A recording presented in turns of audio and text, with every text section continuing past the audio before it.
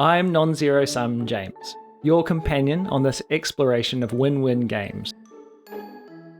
Emergence versus entropy, a universal paradox.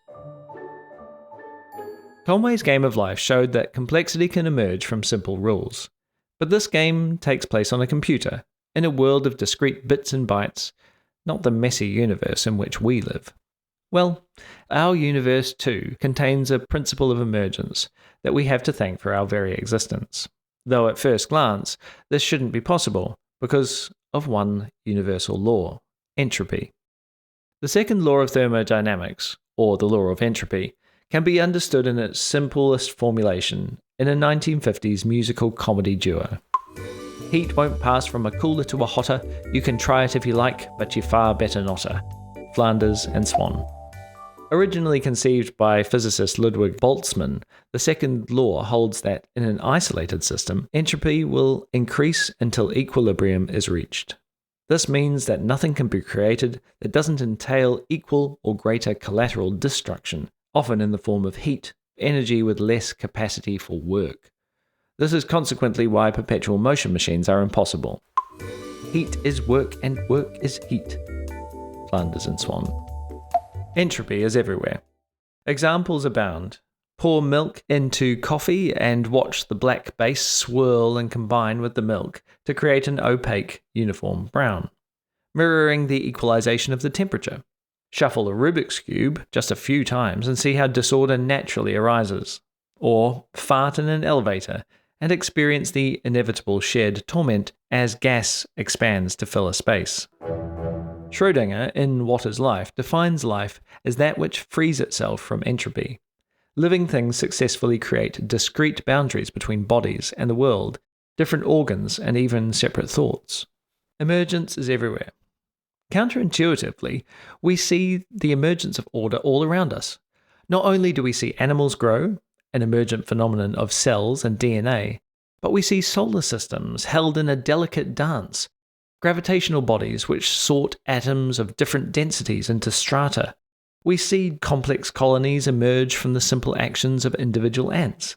Steven Pinker suggests that we find beauty in ordered configurations such as spheres, spirals, starbursts, ripples, crystals, or fractals due to a receptiveness to the counter-entropic patterns that can spring from nature. We are at any time a stone's throw away from a dozen contradictions to the second law, and yet there is no contradiction. A system where entropy is increasing can contain local areas where it is decreasing. Strange neighbours. Entropy increases by particles mixing with neighbouring atoms, or having their energetic jiggling transfer from one to the next. This usually results in a homogenizing of the substance or activity. But what happens when a particle can only interact with its neighbour in a very specific way, one not conducive to mixing? Such particles are like the glider in Conway's game, which is made up of pixels that are configured in such a way as to constantly clone themselves in a new position. They move. The glider travels in a straight line until it eventually collides with another occupied cell. You can see this in the post itself, setting off a cascade of activity and animating new life. Why life? Here on Earth we benefit from living in a non-zero-sum system for one reason: the sun. As the sun slowly dissipates via entropy, it leaks an energy stream in the form of photons that travel in a straight line across time and space until they come in contact with a leaf.